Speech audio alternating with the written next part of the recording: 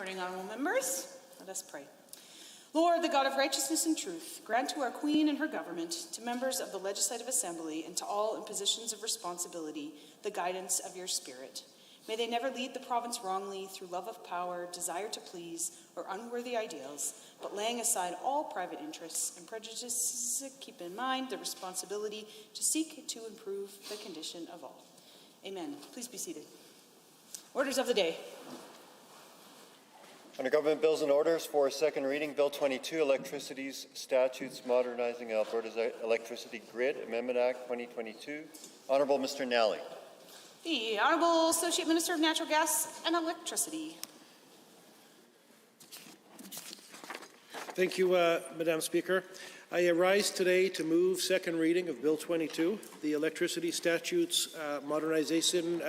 Let me try that again. Electricity Statutes Modernizing Alberta's Electricity Grid Amendment Act 2022.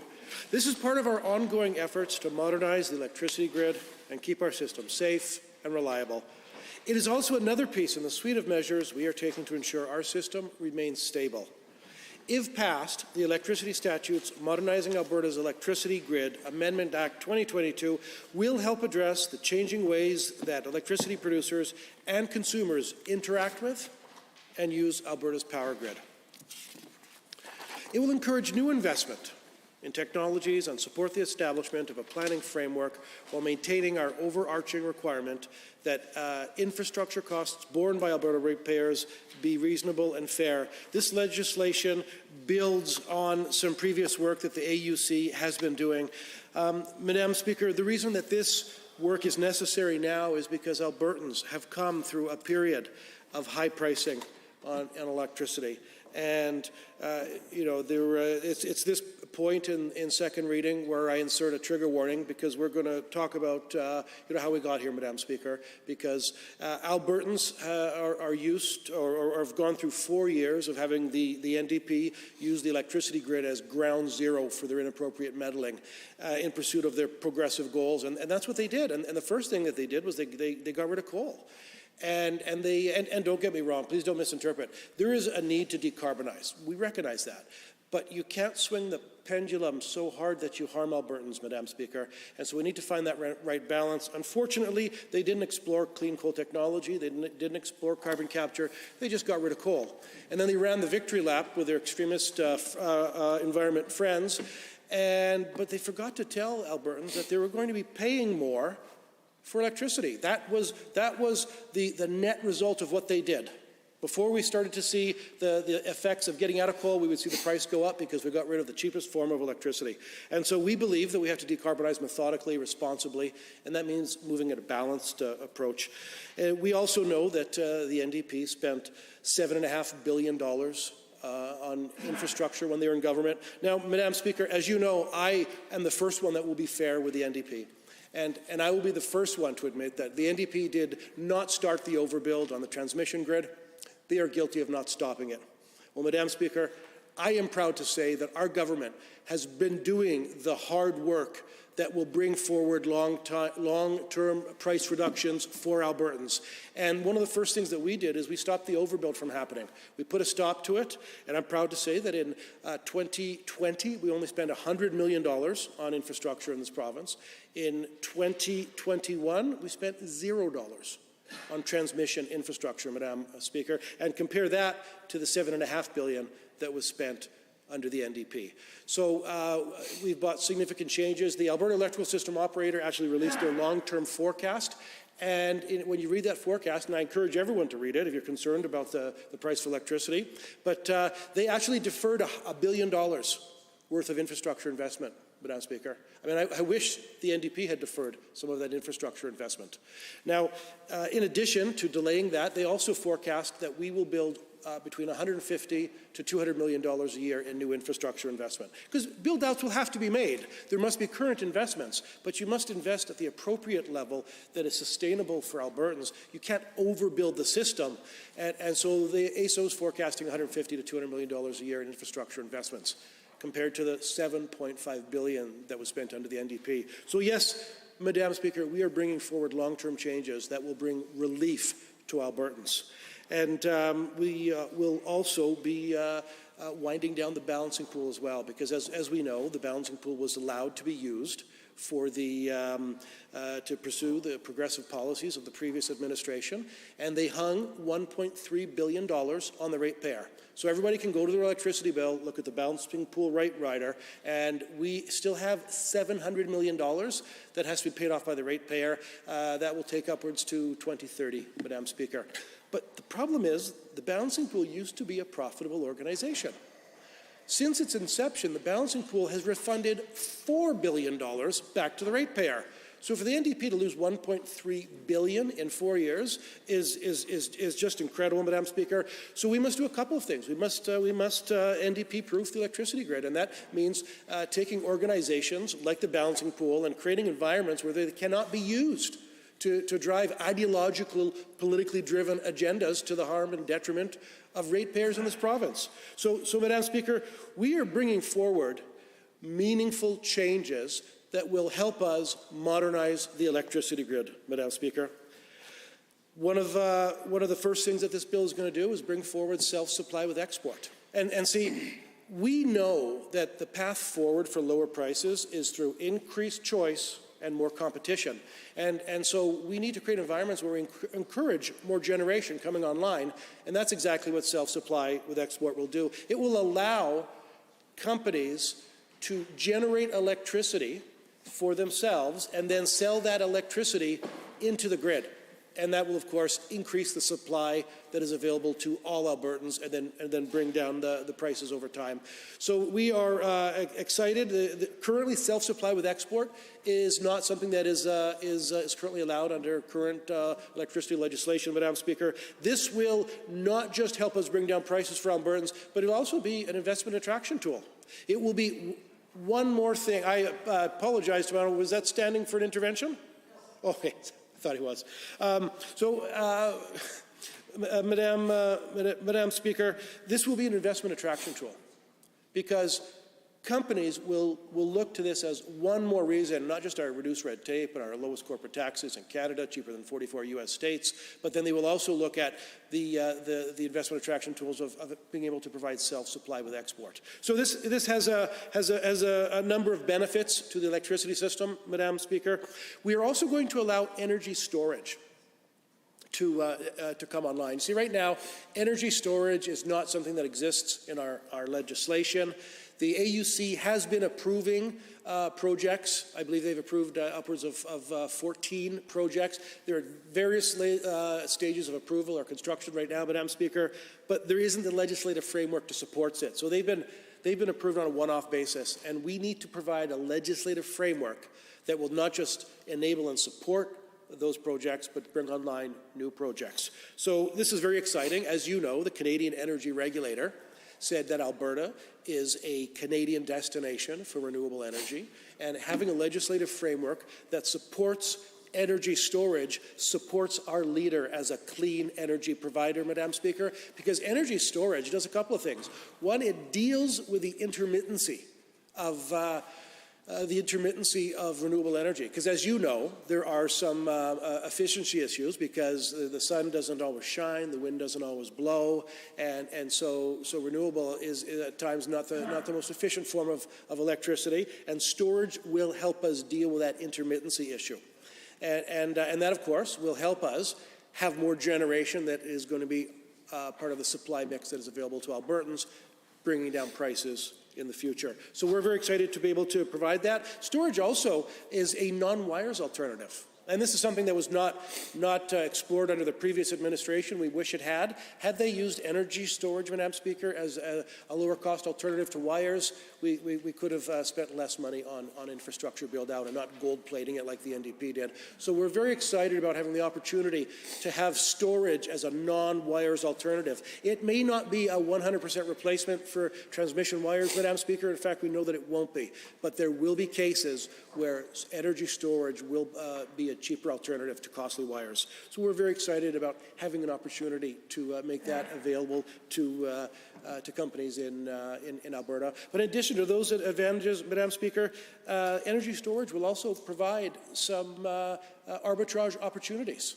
And it will be an opportunity for entrepreneurial individuals to buy electricity during periods of the day when prices are cheaper and resell it later on in the day when prices are higher, helping provide more supply at that peak time. So which, of course, is not just an arbitrage opportunity, will actually help bring down prices for consumers as well, Madam Speaker. So we're very excited about enabling energy storage in our electricity grid. We will also be winding down the balancing pool, Madam Speaker. And as I mentioned, the balancing pool is something the NDP do not like to talk about.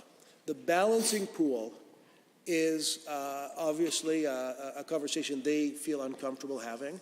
And Madam Speaker, that's because they lost $1.34 billion on the balancing pool, driving Alberta towards their progressive ideological agenda that just gave us one result, which is reduced reliability and higher costs. And we see that through the $1.34 billion that they hung on the Alberta ratepayer using the balancing pool to do it, Madam Speaker. So we know that we must NDP-proof the electricity grid, and that means winding down the balancing pool. The PPAs have expired. And so there really is an opportunity now that the PPAs have expired to reassign many of those responsibilities and to come up with a strategy to wind down the balancing pool. Now, as you're aware, the balancing pool still owes $700 million. And in addition to that, there are other liabilities and other companies that have signaled they may or may not sue. Because of what transpired under the NDP. And so, of course, we need to keep a shell of a corporation or a shell of an organization in place to manage those liabilities. You might want to refer to this as the hangover from the NDP. I certainly view it that way, Madam Speaker. If we hadn't have lost that $1.34 billion, if we hadn't have created liability opportunities, then we wouldn't have to keep it open through 2030. But we do have to keep a shell there of an organization to deal with those liability opportunities. And I couldn't help but glance over at the NDP, and they're all looking down at their shoes. And of course they are. They should be. They should be embarrassed, Madam Speaker, because they brought two things to Albertans. You know, Madam Speaker, it's not even. It's not even. Point of order. Thank you, Madam Speaker. I rise on 23H, I, and J. Specifically language to cause disruption. While the Honourable Minister of Natural Gas and Electricity said the NDP should be embarrassed, they responded in turn by saying you are an embarrassment. I believe I heard it from the member from so many constituencies over there. Just ramble off your constituencies. Edmonton, Beverly, Clareview certainly was one of them, and the former Minister of Education was another, and current critic of post-secondary. So I would ask both those members apologize. That is certainly language that is not parliamentary in this chamber, calling someone else an embarrassment. Certainly policies of a government, of the previous government, could be considered embarrassing. That is a matter of debate, but personal attacks are not welcome in this chamber. Should apologize and withdraw. Well, member for Calgary, Goulart-McCall. Thank you, Madam Speaker. This is not a point of order. For last little while I was listening to the minister, he has not said one thing that was relating to bill are factually correct. It's not a point of order.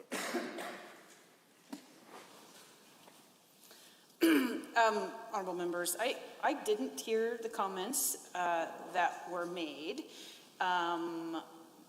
in accusation by the Deputy Government House Leader. However, if those were to be comments that were used in this House, certainly most inappropriate comments are to be directed through the chair.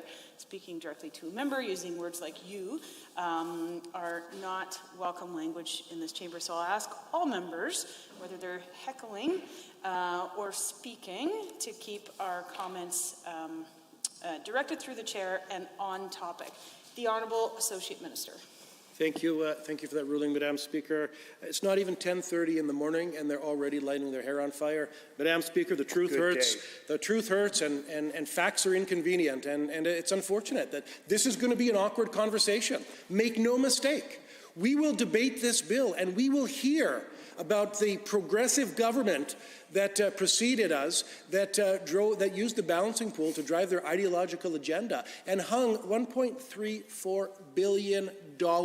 Madam Speaker, it's unbelievable that we have to have this conversation. It's going to be uncomfortable for them. There was a member of that caucus that was actually defending that $1.34 billion in the media. If you can believe it, Madam Speaker, that member was actually justifying it, saying it was the right thing to do. Well, Madam Speaker, and I think I just heard more defense of that. I mean, talk about doubling down on something, Madam Speaker, to hang $1.34 billion on Albertans and then doubling down and saying it was the right thing to do.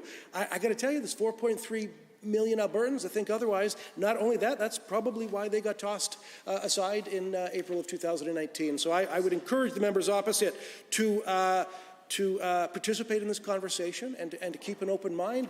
But Madam Speaker, it is going to be difficult for them to be able to listen to these accusations because they did not do a single thing on the electricity grid that didn't result in either higher costs or reduced reliability. So yeah, we're going to be having some awkward conversations. It's not even 10:30 in the morning, and this is only second reading, Madam Speaker. I'm sorry about that, but we elected on a campaign to stand up and fight for Albertans, and putting in electricity legislation that will modernize the electricity grid, that is what Albertans asked us to do, and that's what we're going to proceed with, Madam Speaker. So those are the three areas that I talked about: self-supply with export, energy storage, and the balancing pool wind-down strategy. We will also be putting forward a distribution planning framework, Madam Speaker, because planning and coordination are critical to ensuring the retirement of existing assets and the addition of new technologies happen in an orderly, efficient, and cost-effective way. Competitive market forces will continue to be relied upon to develop many of the distributed energy resources, including residential, solar, battery storage, and electrical vehicle charging. They are transforming the electricity sector on a global scale. To ensure that Alberta's distribution system can effectively accommodate these changes, Bill 22 will require distribution system owners to prepare electric distribution system plans in accordance with future regulations. The Act would also give the Minister of Energy regulation-making authority, which ensures government can provide further guidance around the planning framework as needed. Proactive planning of grid modernization will provide for better cost management to ensure ratepayer dollars are used as efficiently as possible and provide long-term savings. It is essential to ensure the system continues to meet the evolving needs of consumers in an orderly and efficient manner. While the amendments are not expected to have an immediate impact on utility costs in the short term, Madam Speaker, they do set the stage for longer-term benefits for all ratepayers and a more robust system. And I'm happy to say that while we're doing the heavy lifting that's going to require us to bring down the cost of electricity long-term, we are providing short-term supports for Albertans, like the electricity rebate, the gas rebate, and of course the 13 cents a litre that we pause with the pump. That's $2 billion worth of short-term supports to provide relief to Albertans, Madam Speaker. A number of consequential amendments to existing acts are also required to support implementation, specifically the Hydro and Electric Energy Act, Electric Utilities Act, and Alberta Utilities Commission Act. Our approach to strengthening the electricity grid is measured, responsible, and pragmatic. It opens doors for new investment and limits the risk of overregulation and unnecessary red tape, while ensuring that the regulatory regime remains responsive and appropriate. Alberta is on the cusp of the greatest economic recovery that our province has ever seen, Madam Speaker, and it will need a modern and innovative electricity system to power that recovery. The Electricity Statutes Modernizing Alberta's Electricity Grid Amendment Act represents a step forward in creating that system. It builds on recommendations gained through extensive consultation with consumer groups, industry stakeholders, agencies, and investors. And it makes the long-term changes needed to create a stronger electricity system that keeps energy affordable and reliable for Albertans for years to come. We've always said that the path to affordability is through increased competition and consumer choice. That is exactly what this legislation will do. I hope that all members support me in moving forward with Bill 22. Thank you, Madam Speaker.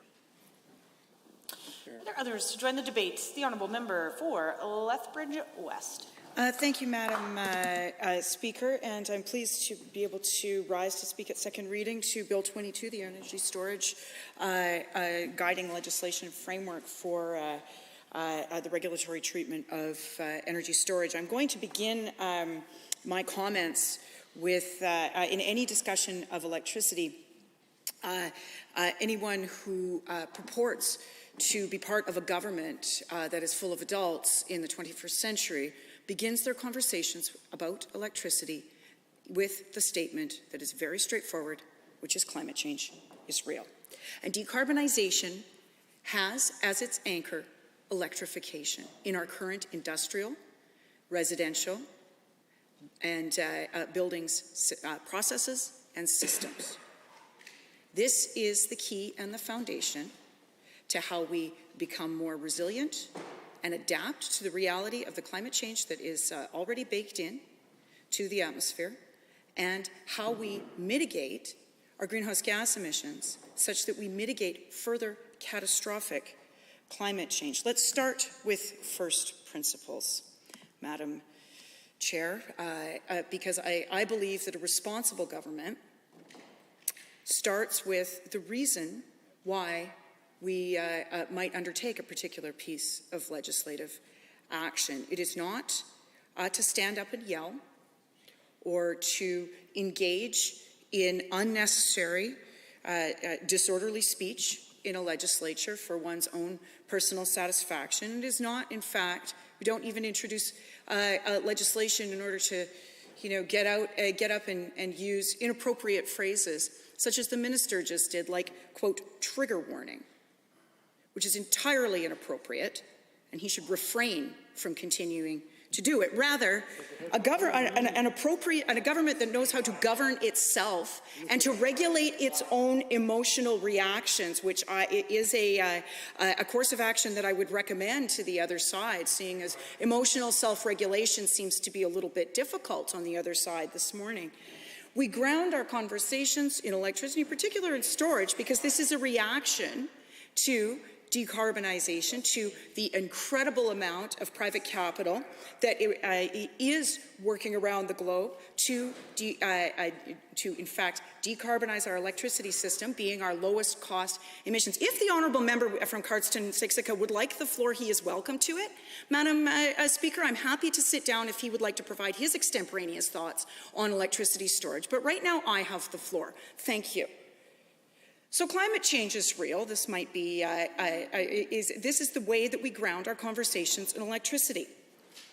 The Intergovernmental Panel on Climate Change released their 6th assessment report, which was quite alarming to the world in the summer of 2021. It stated, and scientists are not given to, especially atmospheric scientists and these sorts of scientific experts, are not given to unequivocal statements. And yet, in the IPCC 6th assessment report, the first line is, it is unequivocal that human influence has warmed the atmosphere, ocean, and land. Widespread and rapid changes in the atmosphere, ocean, cryosphere, and biosphere have occurred.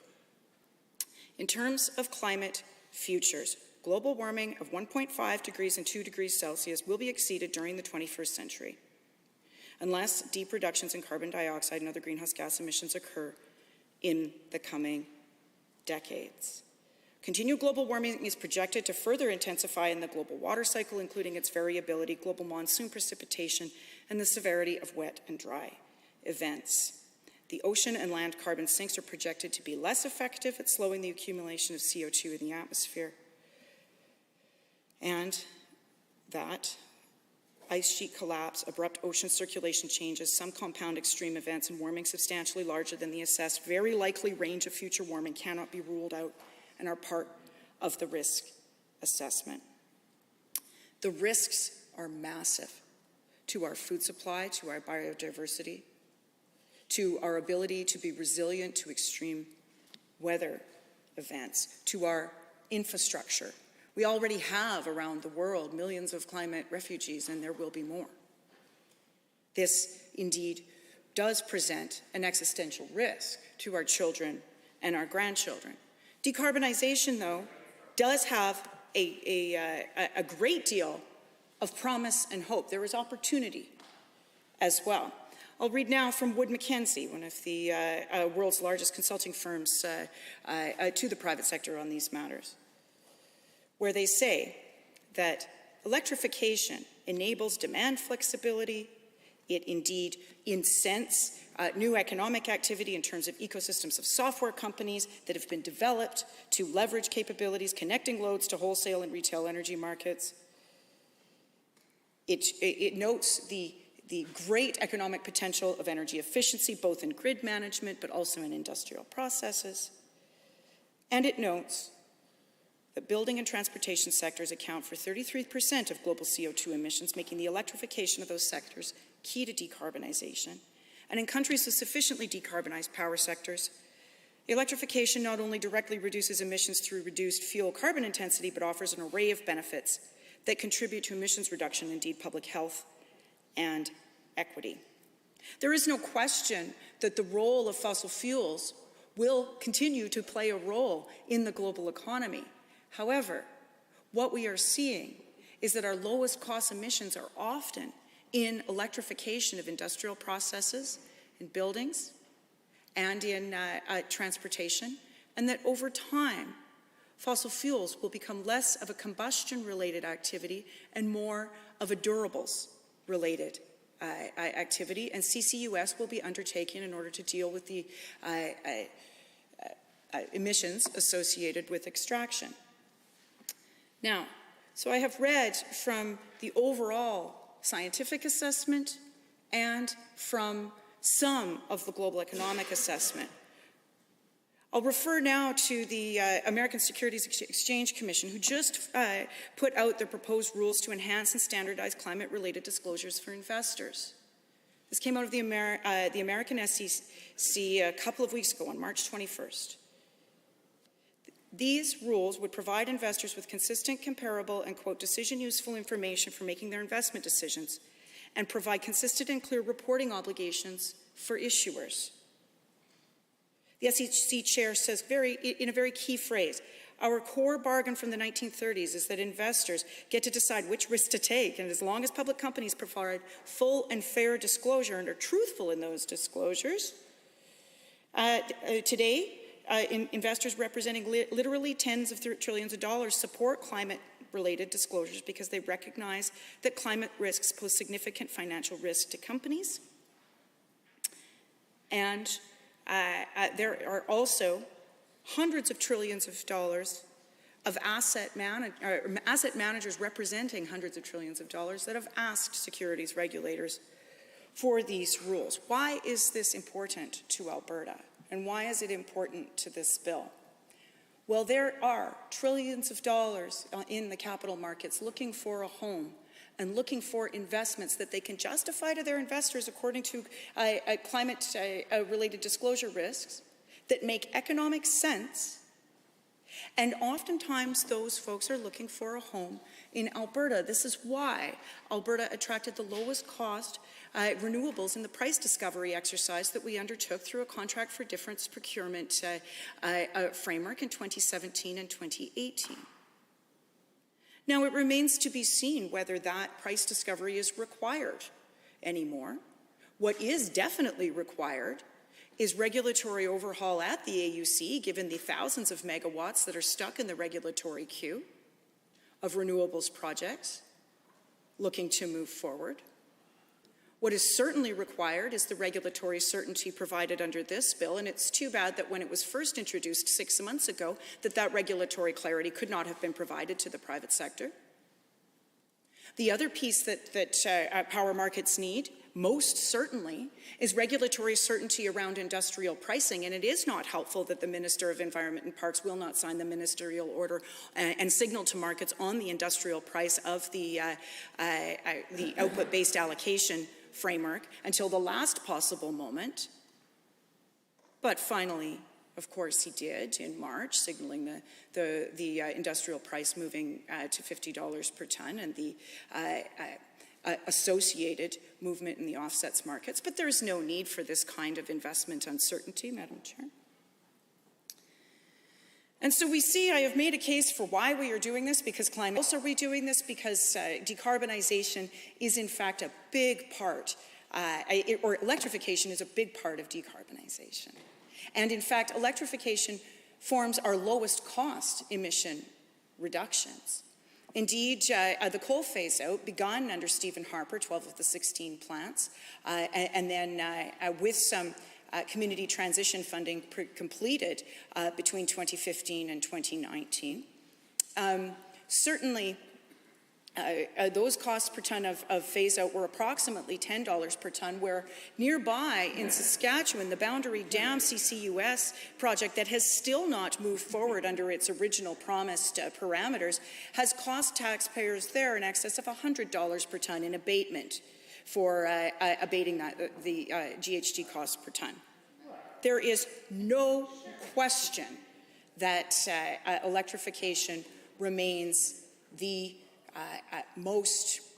the nearest term, the quickest, and the measures that we can take often when we are doing things like retiring old coal plants, as Mr. Harper did in 2012, when 12 of our 16 plants were phased out. And as the Harper government justified in their associated documents, there were hundreds of millions of dollars in avoided health care costs. For people with various forms of pulmonary complications, heart disease, COPD, and asthma, and so on. There's no question that there are also public health benefits to some of these electrification efforts as we move away from combustion and towards durables for the role of our fossil fuel resources. And so that is how a government comprised of folks who understand what the problem is in front of them and what the lowest cost solutions for best economic growth are to address them. That is how a government capable of emotional self-regulation talks about a bill on energy storage and frames the challenges for the regulatory environment, for the way that distribution facility owners actually interact with the regulatory system, how certainly self-supply with export is handled in the regulatory system, and the regulatory treatment for energy storage. Now, energy storage can take a number of forms and is complementary to a number of different types of power generation. It is not just wind and solar, although it is helpful with those particular sources of power generation. It can also very nicely complement natural gas plants, who don't necessarily, too, run all of the time, and certainly large facilities such, they are not as able, or they're not as able to turn on and off as quickly. They are large plants, although they are faster than coal, certainly, and they can respond to peak in demand. But energy storage can also take the form of pumped storage in hydro facilities as well. It can also potentially take the form of repurposing some of our oil wells for geothermal. There are all kinds of interesting projects out there and some of whom are attempting to get to scale, and lots of ways that Alberta can innovate and create jobs and use our natural strengths as an energy province to meet the challenges of the future.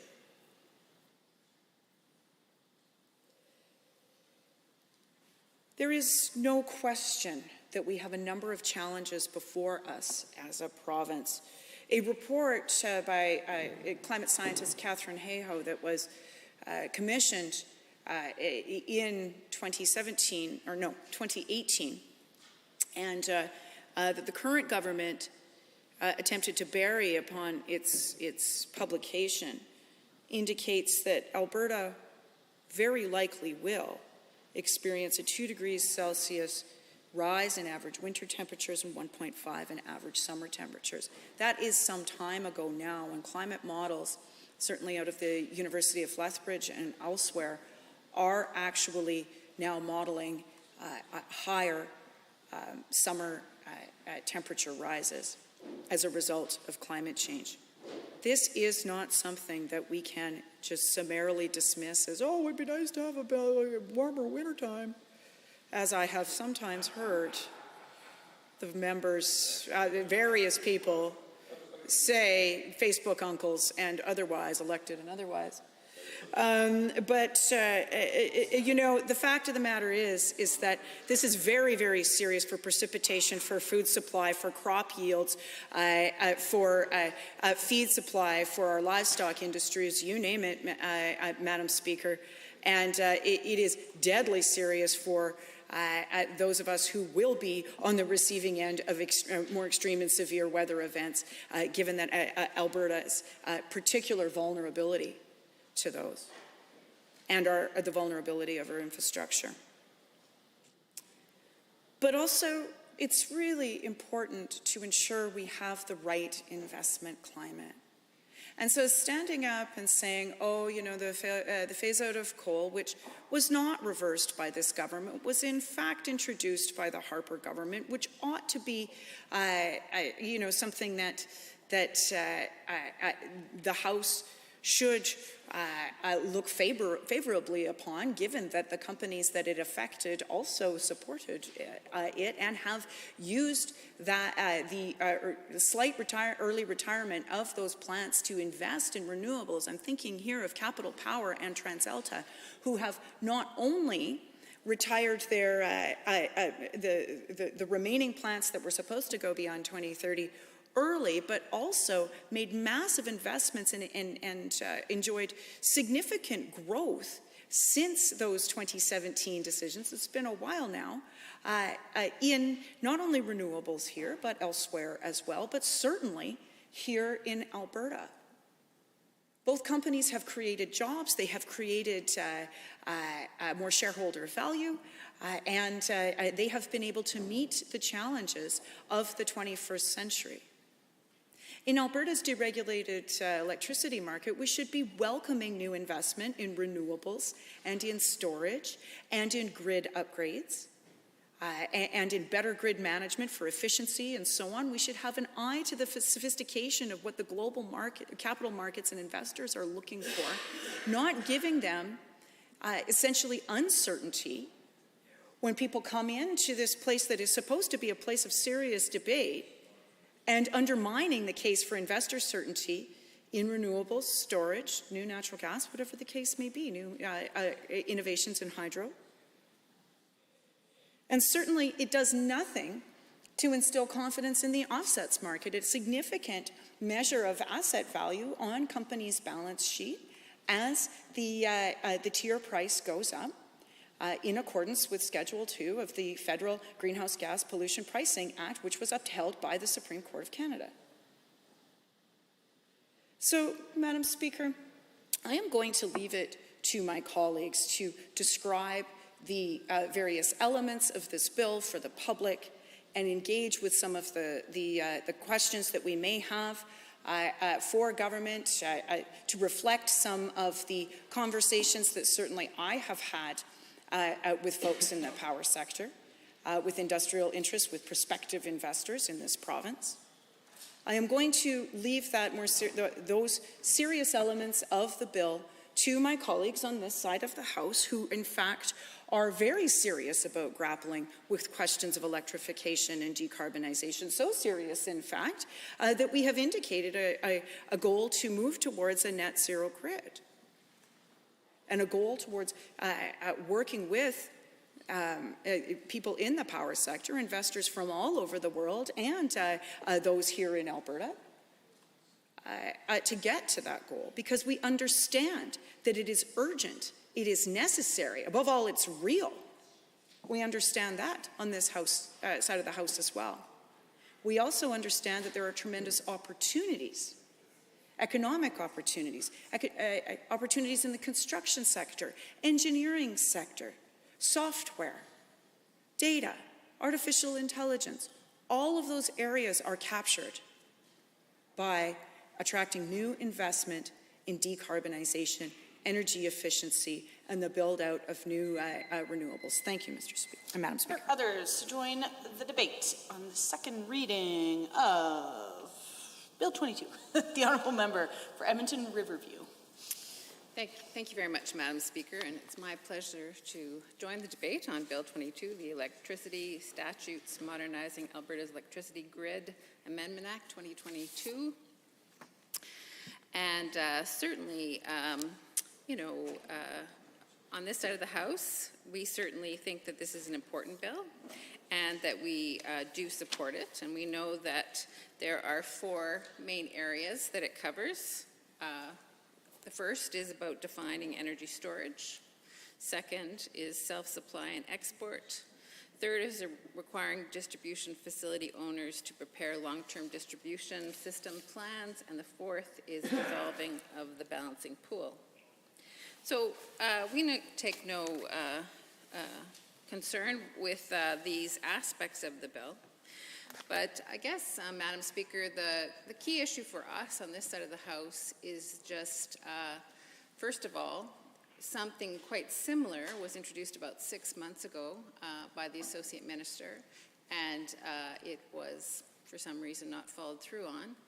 And now this similar bill is being brought forward. And so there's been a significant delay, over 6 months.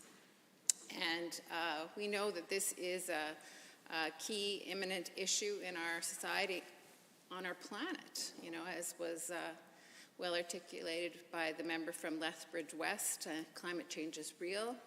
We need to be working hard to make sure that we are caring for our planet, making sure that we are doing everything we can as a provincial government to make sure that we're being responsible regarding the environment. So, I just really ask that, I think, pretty straightforward question of the Associate Minister. What happened previously? What was wrong? How come that bill was never, actually voted for and passed? And then why was such a long delay? As I said, this is a time-sensitive issue, and the quicker we move on it, the better. And I guess some of the things that we certainly do support is that we think it's really important to add more energy to the grid, energy storage.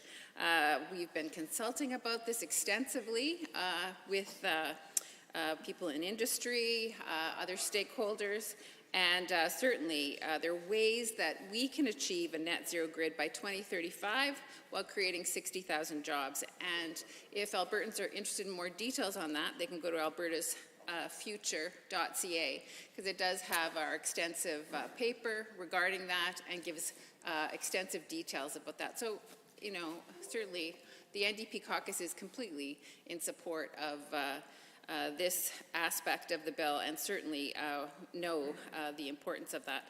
But I guess the questions come with the delay, as I've articulated already, and also too, frankly, Madam Speaker, just the competence of this government. Will they be able to fulfill on what they are proposing? And sadly, so many things, it seems, that the UCP does touch sort of end in disarray and confusion and back and forthing. And so Albertans are left feeling that we don't have a competent government.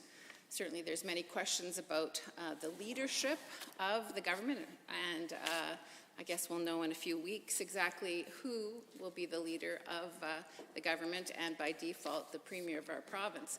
But certainly Albertans have been loud and clear. I mean, I hear it every time I'm on the doors, when I'm talking to people on the phones, which I do extensively.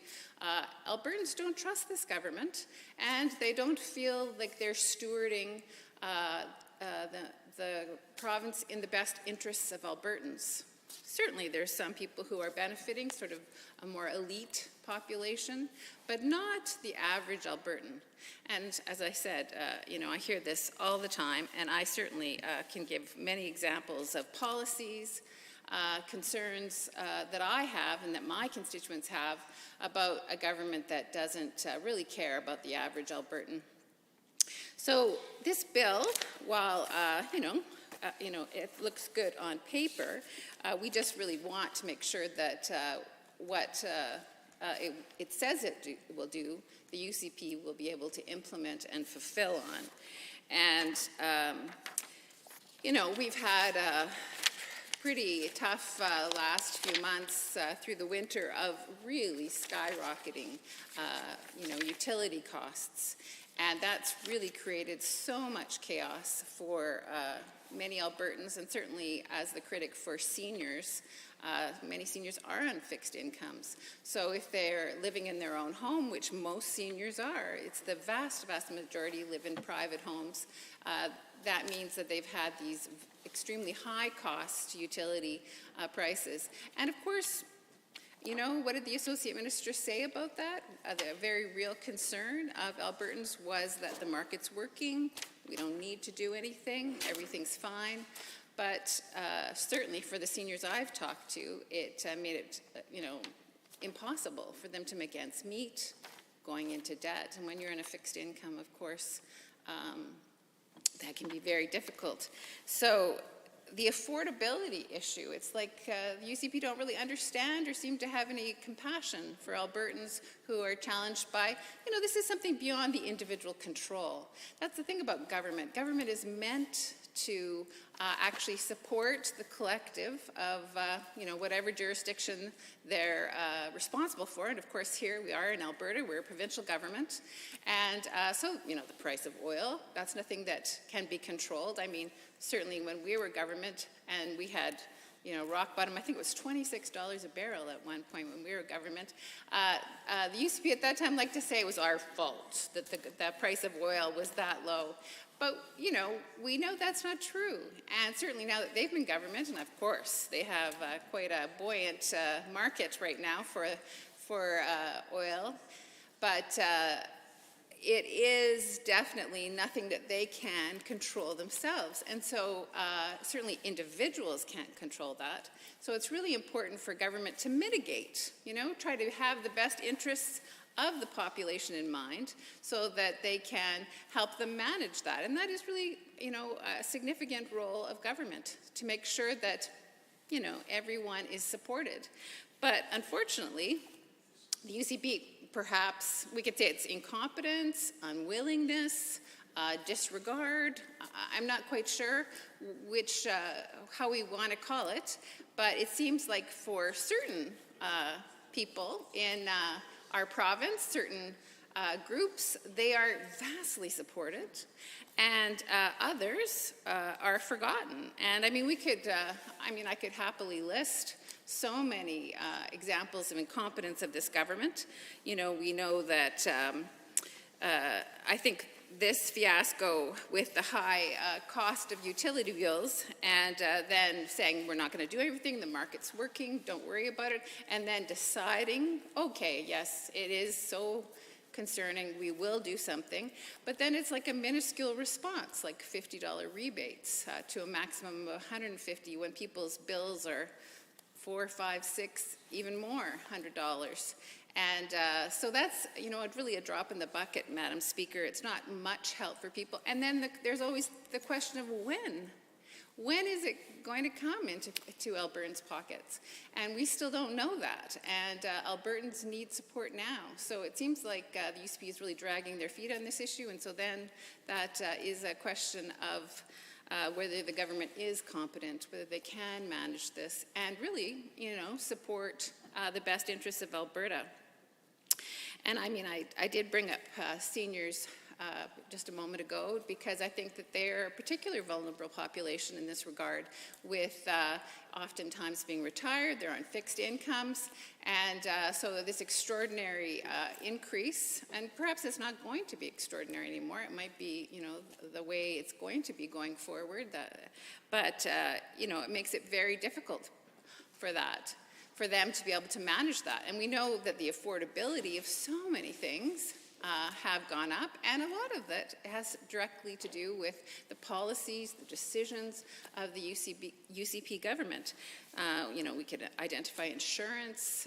Certainly the removal of the cap means that individual Albertans are paying much, much more, and we know the price of groceries is skyrocketing.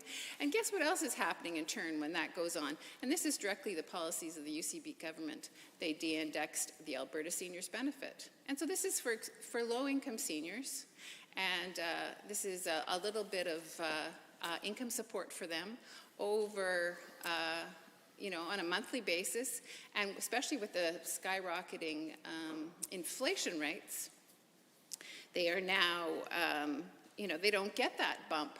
And that helps them have the same earning power they did, the previous year, because things cost more, so, inflation, so it should be indexed to inflation. But the UCP have willfully decided, no, seniors shouldn't have that money, and that means that sometimes they get pushed further behind. They may not be able to pay their bills, they may go into debt. It could really diminish their quality of life. They're able to connect less. So that was definitely a policy of the UCP government that, is besides sort of these extraordinary situations, on the global front, there's some real policies the UCP could do things differently on. And so they're accountable for that. And they're really ignoring, this population in Alberta, seniors for sure. We know that one of the first things they did too was they cut the Alberta Seniors Advocate Office, which was an office that supported seniors to navigate public programs, help them overcome issues that they might be having. And, let's face it, our government system is complex, and it made a big difference. And certainly that's one of the major issues I hear about, is that seniors feel abandoned by the UCP, that they're not focusing on their particular interests or supporting them. Another thing, too, is that they've cut grants to nonprofits, which, seniors need to be connected. We know that's all really very important for the mental health of people. We need to be connected. And oftentimes we do that through our workplace. But when you're retired, there needs to be other mechanisms in society to connect. And so, but those grants have been cut by over $1 million.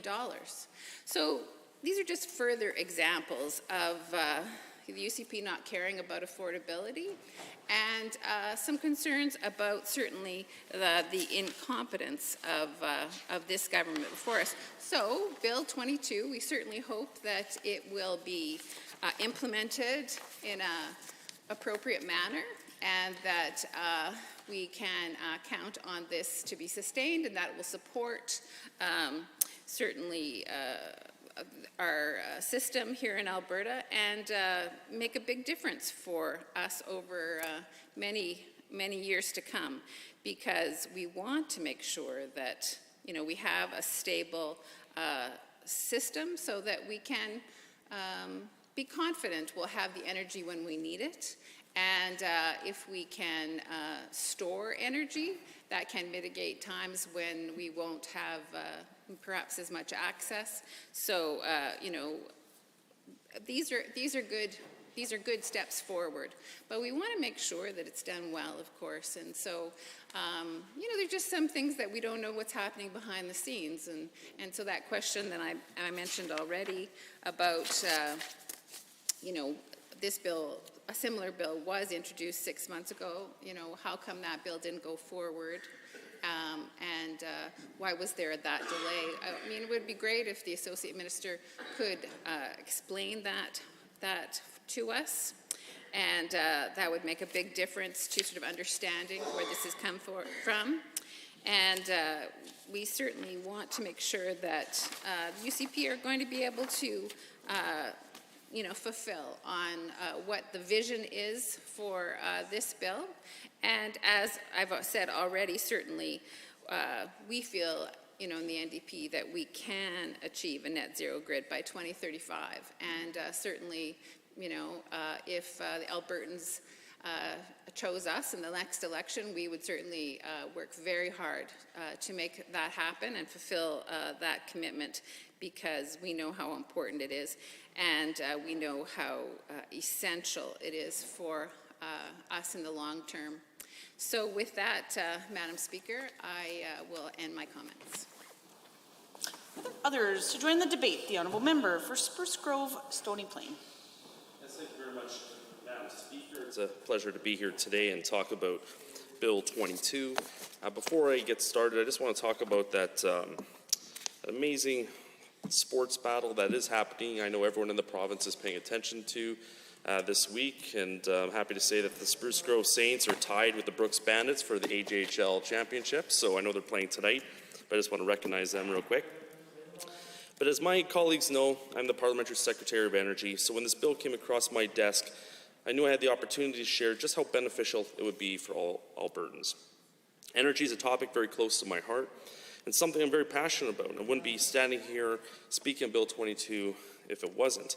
You know, as I mentioned many times in the House before, one of my first jobs out of high school was in energy and oil exploration, and I spent many years working out at the power plants west of Spruce Grove, both at the K3 expansion in 2007, and the G3 expansion in 2004. So it's a long history working at power plants in the energy industry here in Alberta.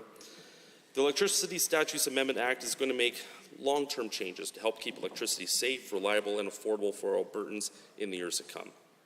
As we all know, many have voiced concerns surrounding the cost of electricity prices over the winter months, and like every Albertan, we know just how high those bills can get when the temperature dips below zero.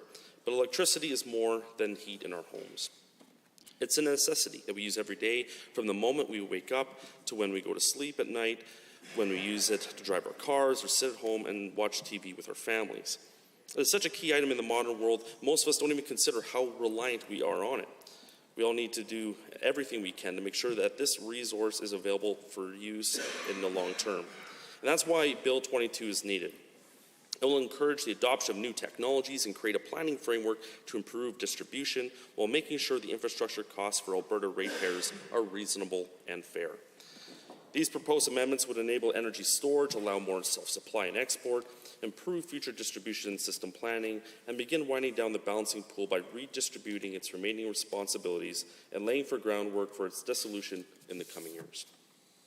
These changes will help Alberta's electricity system meet the evolving needs of consumers and create a low-carbon future through investment from industry rather than costly subsidies from taxpayers. And how are we going to do that, Madam Speaker? I know you're wondering. Well, the Electricity Statutes Act includes 4 key initiatives to meet those goals.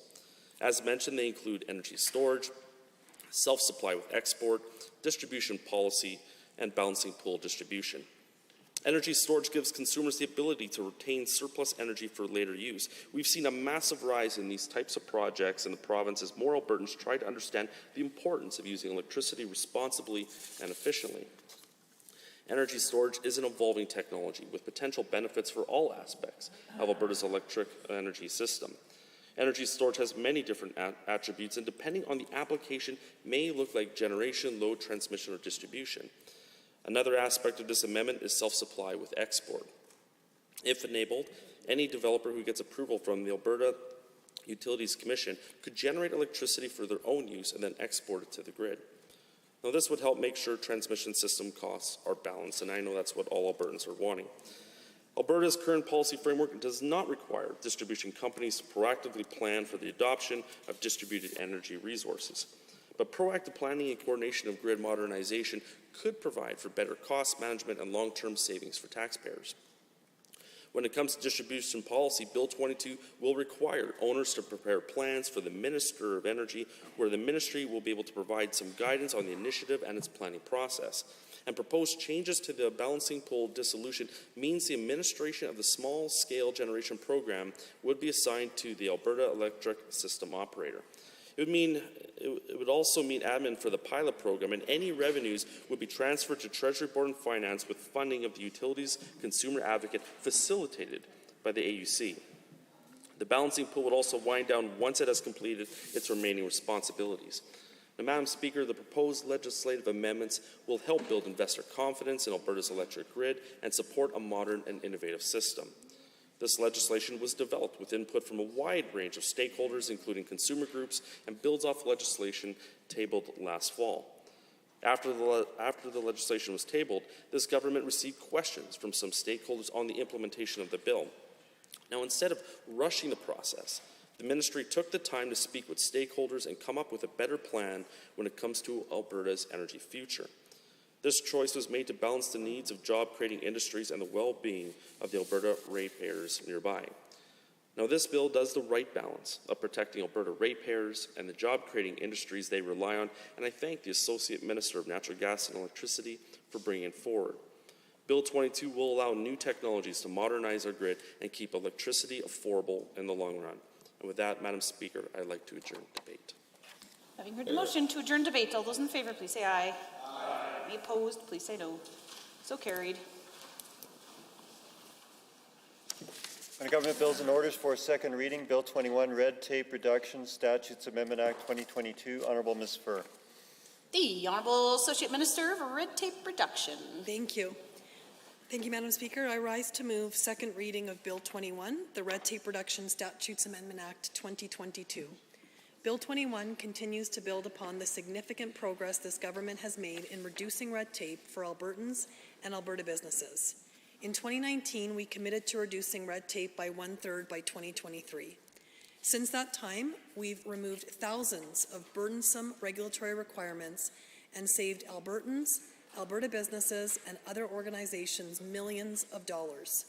We've also removed or streamlined administration and processes that were outdated or duplicative while improving access to government services through digitization and innovation. Meanwhile, we've helped speed up regulatory approvals to help businesses do what they do best: innovate, create jobs, and grow the economy. This important work has been guided by specific recommendations of everyday hardworking Albertans and the province's businesses and industries. Through the work of our 9 industry panels, we've benefited from the knowledge of experts in the province's key economic sectors, including agriculture, forestry, construction, oil and gas, industrial manufacturing, chemical manufacturing, tourism, nonprofit, and small business. We've also heard from hundreds of Albertans who shared their ideas through our Cut Red Tape website on specific areas where improvements can be made. As a result, Bill 21 focuses on key legislative amendments that help enable common sense change. This is our government's 6th red tape reduction bill and the most comprehensive to date. Bill 21 proposes amendments to 15 pieces of legislation across 9 different government ministries. This includes supporting small business by enabling the creation of intermunicipal business licenses, making it easier for, say, a food truck operator in Blackfalds to serve customers in Lacombe, or a photographer in Calgary to shoot pictures in Okotoks, all without the administrative burden of obtaining licenses from all of the municipalities in which they want to do business. Of course, I use these place names as examples. Municipalities will have the freedom to choose to offer these licenses. We are also helping municipalities move forward with economic development and revitalization. By speeding up the review and approval processes for municipal community revitalization levy bylaws, freeway designations, and new freeway access locations, communities can get on the road to economic growth sooner. Bill 21 offers even more support to rural Albertans and rural businesses by increasing the sustainability of rural utilities. Proposed changes would allow rural electrification associations, or REAs, to purchase one another and allow rural utilities to add new lines of potential business, all of which helps to support the long-term sustainability of REAs while enabling economic opportunity and diversification in Alberta's rural communities. We are also modernizing land surveying, saving time and money for surveyors and their clients. And we are encouraging investment by updating legislation around governing cooperatives. Changes would allow cooperatives to choose the most qualified people for boards of directors and support modern approaches to communications and operations. Other changes in the bill will remove onerous requirements that Albertans, Alberta businesses, or other organizations must follow and replace them with more flexible and common sense ways of regulating. For instance, is it common sense to require the Fort Edmonton Park Heritage Railway to operate under the same set of rules as industrial railways that interline with CN? Of course not. That's why we're allowing Alberta's heritage railways to operate under alternative rules that are better tailored to the needs of each operator while still ensuring railway safety. We are also allowing for more tailored regulations relating to recreational activities on Crown land by enabling the development of area-specific rules and regulations that reflect local needs and conditions. These changes replace the current one-size-fits-all approach while protecting these important areas for future generations. These amendments are about looking to the future and making changes to support growth and adapt to a changing world. That's why we're proposing changes that would allow pharmacy operators to be more responsive to evolving needs and circumstances by enabling the Alberta College of Pharmacy to create and enforce standards of practice addressing specific areas of pharmacy operations. These new standards could be readily adapted to meet the changing needs of patients and to respond to major issues and events such as natural disasters, pandemics, and drug shortages. And we continue to recover from the pandemic. We are applying learnings to support Albertans and Alberta businesses. For instance, we know electronic and virtual options for doing business worked well when we had to work from home and practice physical distancing. So, livestock owners and veterinarians will now be able to report animal diseases to government by email, while Alberta's landlords will be able to use e-transfers to return security deposits to tenants. These may seem like small changes, but they make a big difference in the lives of everyday Albertans. Additionally, we are clarifying some areas where we do need to regulate by making our legislation clearer and easier for Albertans to understand and follow. This includes ensuring municipalities and school boards have a clear set of rules and legislation that ensures the protection of personal information of local election candidates and campaign donors. And we are making it clear that Alberta foster parents can exercise their right to appeal government decisions affecting their foster home license. We are also making legislative changes to enable regulations to help our accredited, publicly funded private schools and private early childhood services operators by eliminating one specific additional schedule that independent schools submit.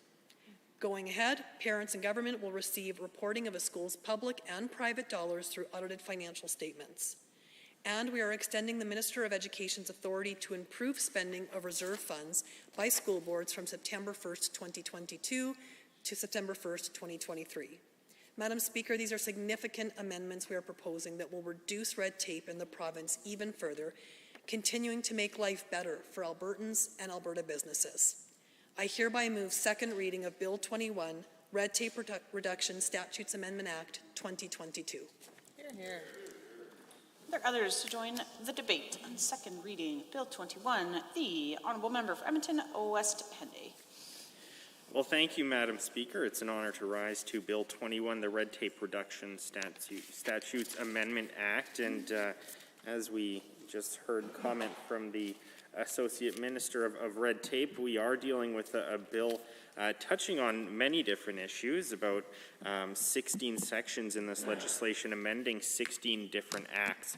And so I would begin, I suppose, by stating that while there are certain pieces within this legislation, certain amendments to acts that I see myself very likely being able to support, unfortunately, there are other pieces contained in this legislation that I feel the complete opposite. And so it takes me back to a point which has been raised time and time again in this legislature, that when we are seeing such consequential changes to or amendments to legislation, that it's unfortunate that we see time and time again from this government a willingness to, instead of seeing the appropriate minister responsible for these amendments coming forward to put them forward to the legislature, we are instead seeing omnibus legislation being put forward by the Associate Minister of Red Tape. It truly is unfortunate, because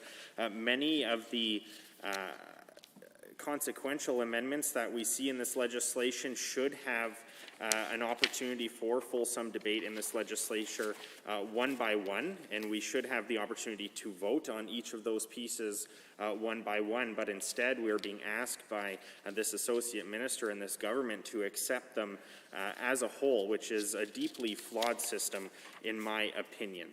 You know, when we look at the 16 sections that are being amended in here, just in terms of the differences of ministries and how they might affect our community, just a few examples: from Animal Health Act amendments to the Municipal Government Act to the Education Act to public lands to rural utilities. I mean, these are issues that are in no way connected for the most part, Madam Speaker. And again, it's truly unfortunate that instead of having the opportunity to debate each of these amendments or each of these acts, by themselves. We are instead being asked to accept them wholesale. And so again, much of these amendments are administrative, and in some respects, I see myself being able to accept some of the amendments that are being proposed, and in some cases, they are good amendments.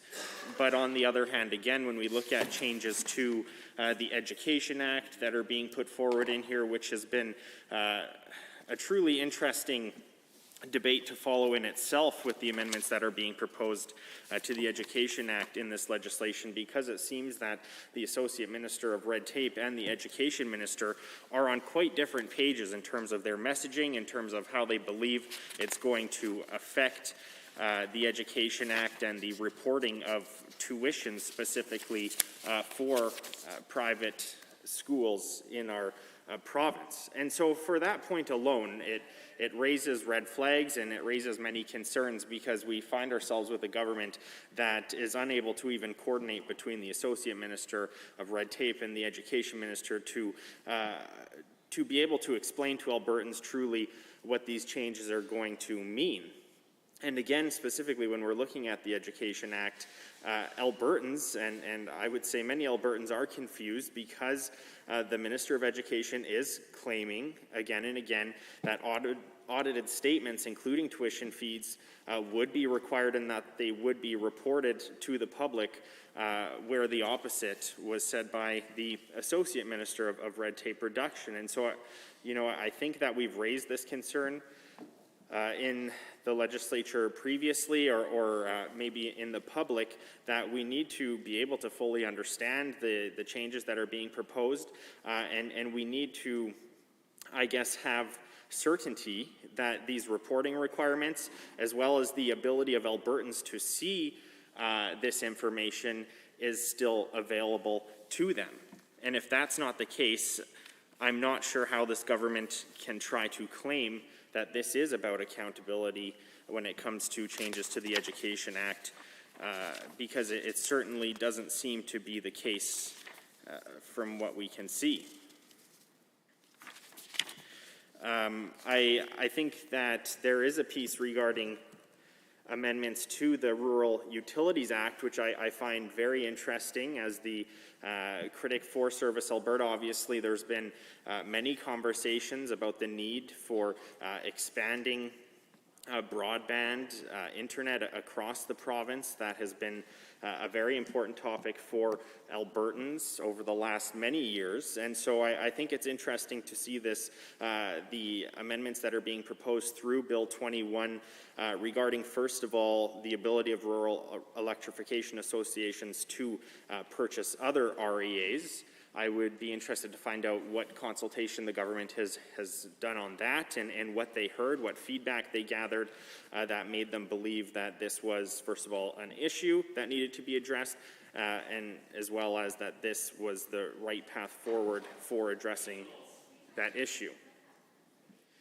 There is another point on this specific issue in subsection 5 regarding rural utility associations being able to expand their scope to include other lines of businesses such as fiber optic. And I think that this is a very interesting conversation, as we have been consulting on internet connectivity and bridging that digital divide. This is an issue or an opportunity, Madam Chair, or Speaker, that has come up again and again, that associations specifically regarding rural utilities have come forward saying that, these are the associations that helped power this province in the first place, and that they feel they have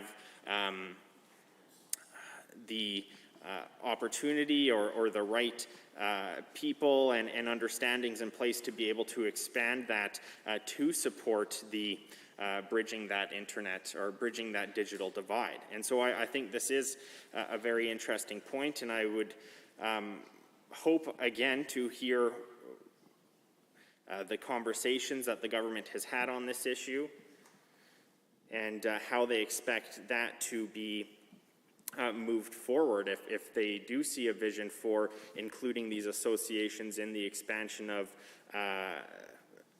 rural connectivity or internet connectivity across the province, if they are in discussions to ensure that those associations have an opportunity to be a part of the expansion of those services, I think is a great idea and a great opportunity. And so I would be very hopeful that those consultations are ongoing and would want to find out exactly what that consultation process looked like, as well as when we can expect the regulations regarding this specific topic to be released.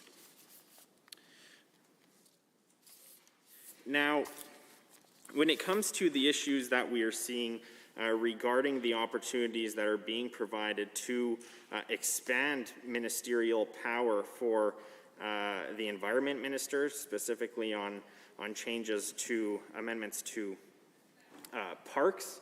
Again and again, we've heard in this House and from the public that Albertans do not trust this government and specifically this minister when it comes to changes to public lands and the management of them. We've seen this minister make decisions, well, first of all, tell Albertans one thing and make decisions that are contrary to what those initial comments were from the minister. We know this specifically on the K-Pass decision, charging Albertans to access our beautiful province, which has been a completely unfortunate turn of events from what the Environment Minister originally told Albertans and proposed. And unfortunately, Albertans, again, cannot trust this minister on issues of public lands and protecting our parks across the province.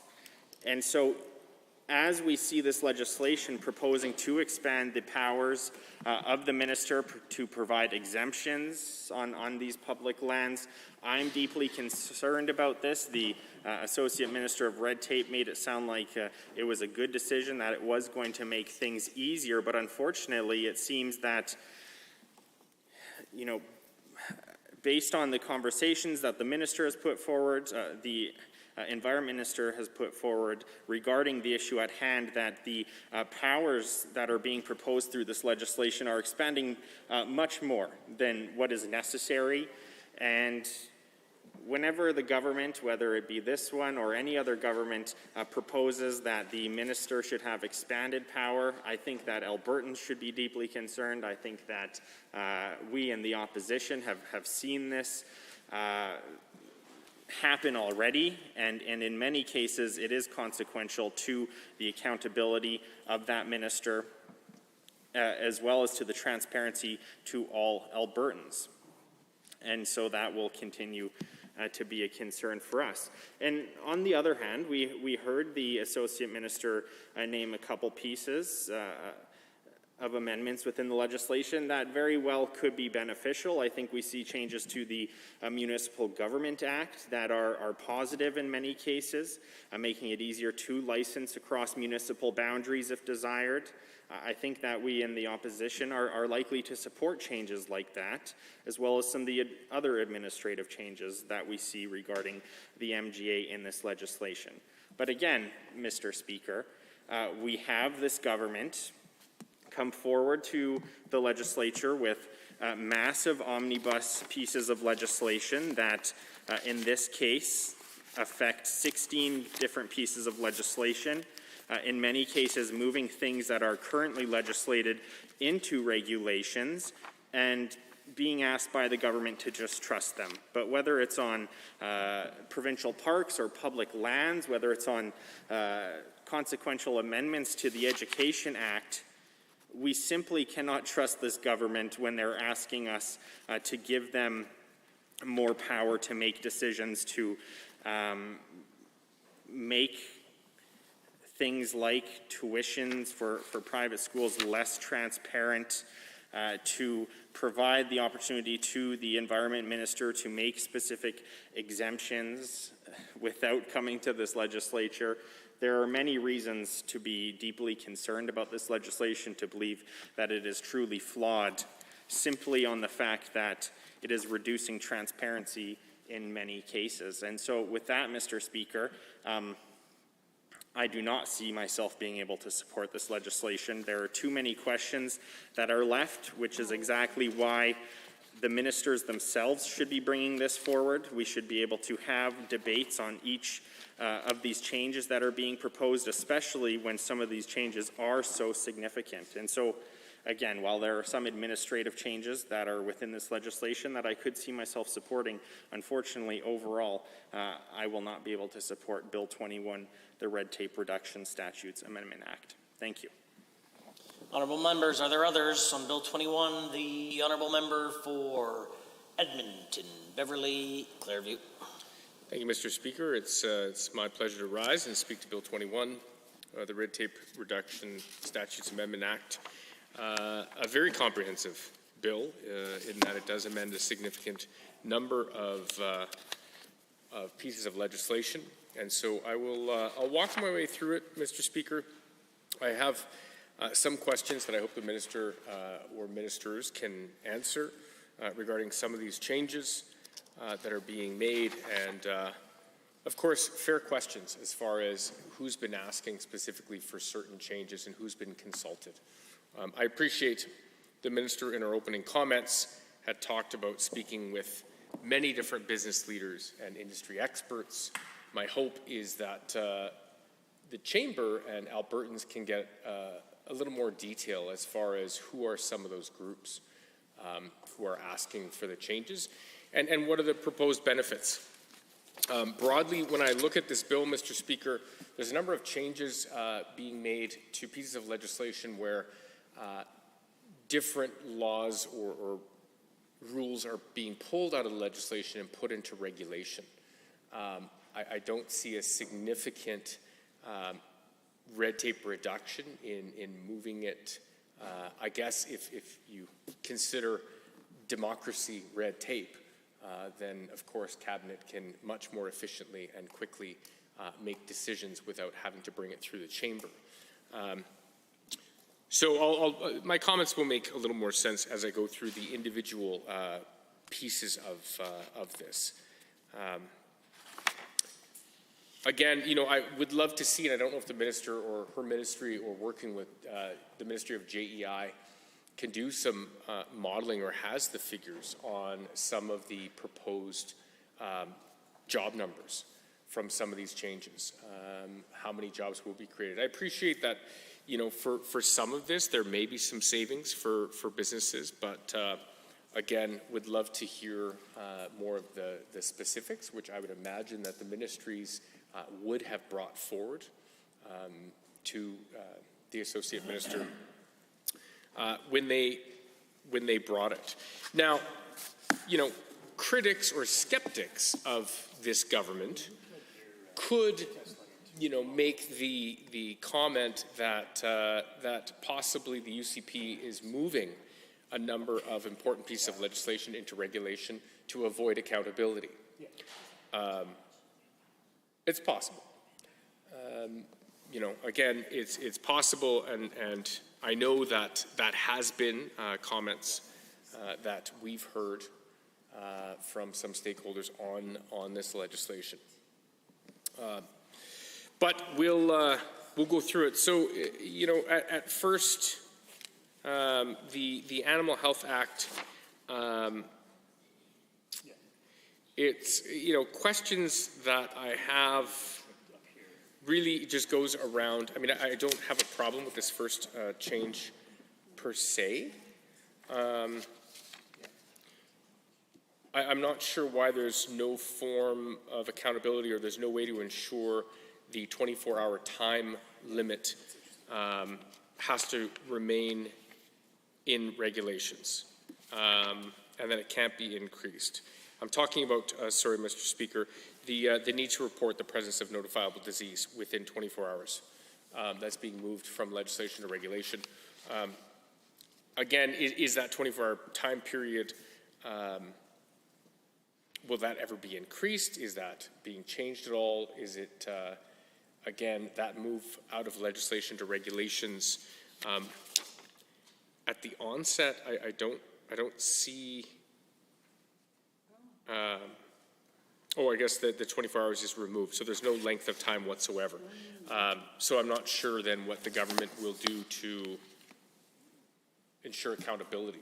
I mean, it's possible that the 24 hours for some might have been onerous. I would think if electronic communications was permitted, that 24 hours is not that onerous. The challenge with this change, without any time limits being attached to it, is that my understanding of that 24 hours is to ensure that the proper authorities are notified so that measures can be taken so that we don't have animal diseases spreading and spreading quickly.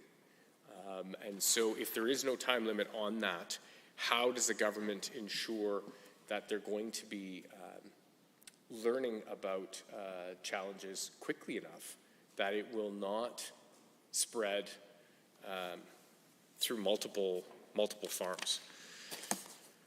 So that's one question that I have. If there isn't a time limit, is what is the government and the minister thinking in terms of through regulations? What are farmers asking for? When it comes to the Child and Family Enhancement Act, the challenge that I have with this one is we know, Mr. Speaker, that it's been an extremely sad year in that more young people have died in care this year than they have in previous years. And so there is much more work that needs to be done, and quickly. I mean, you know, I appreciate the minister and others saying, well, this is a call to action. Well, quite frankly, the call, in my opinion, was years ago, and the fact that these numbers continue to climb isn't a call to action. It should be a call that the system is broken and needs to be fixed. Now,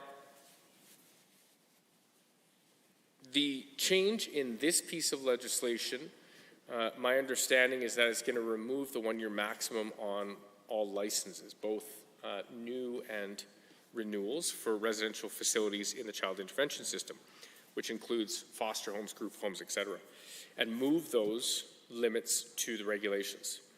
Now,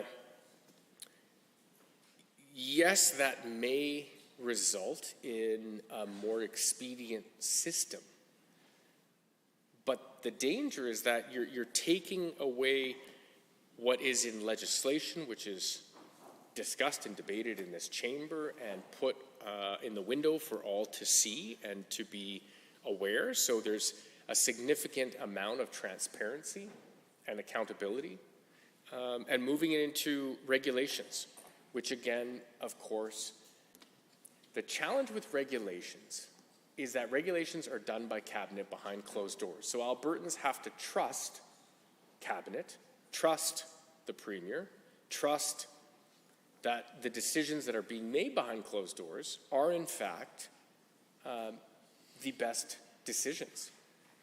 And the challenge that I have is example after example, month after month, this government has proven to Albertans that they are untrustworthy. And so moving something of this significance and importance from legislation, which is the most transparent way to discuss laws, to regulations, which is probably the least transparent way, is sounding the alarm bells for me. And so this piece of Bill 21, I struggle with. I haven't had time to contact many operators. I know in my riding there are quite a number of group homes, and I'd be curious to hear what they have to say about this, and if they have concerns that renewals are moving from legislation to regulation.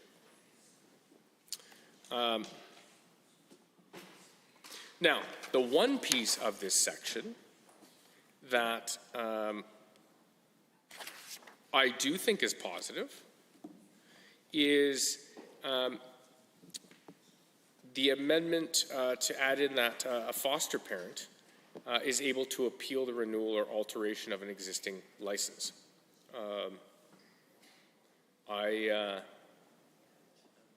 At the onset, or my first blush through this, think that that is a positive change. But again, you know, Mr. Speaker, I'm glad that we're just in second reading so that we have time to engage with stakeholders to ensure that they have, in fact, asked for some of these changes and are behind them. I'll try to move. I'm going a little slower than I meant to be honest. Questions that I have, and I know the opposition has asked the Minister both of red tape and of education, but there's been some,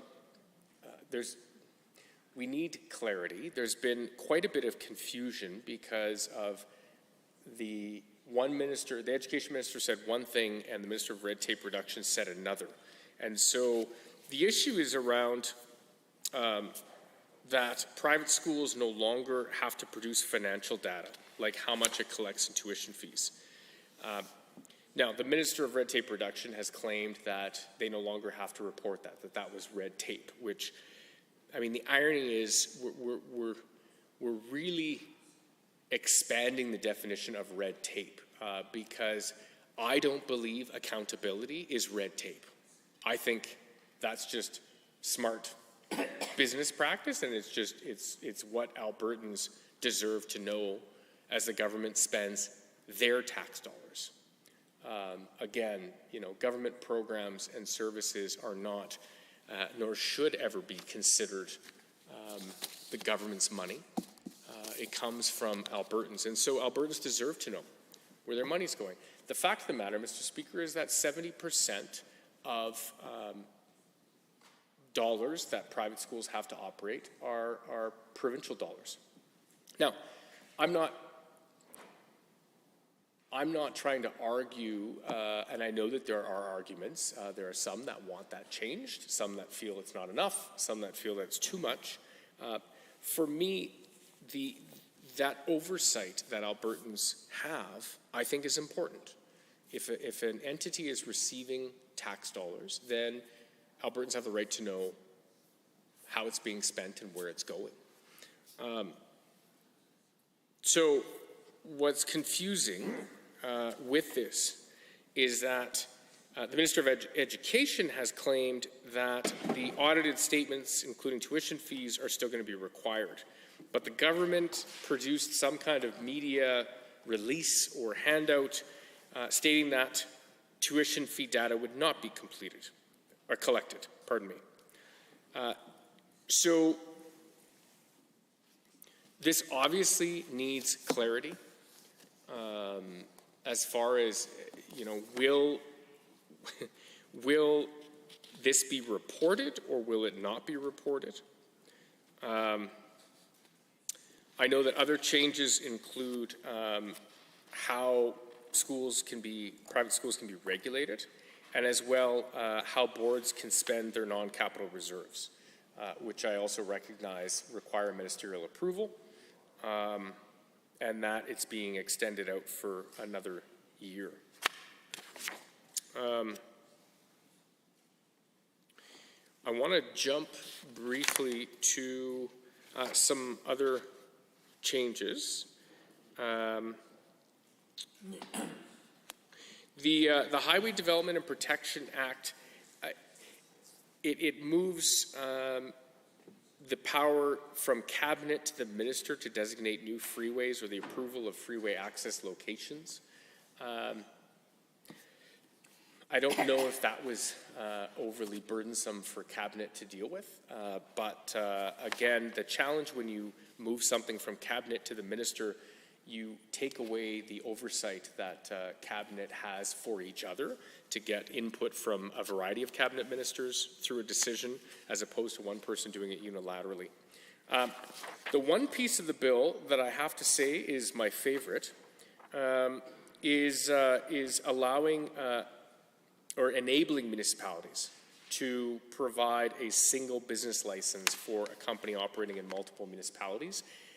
That is good news. I think that's positive for all parts of the province, especially for the Edmonton metro region, knowing businesses operate in, we have, more than 12 municipalities in our direct surrounding area. So that's positive.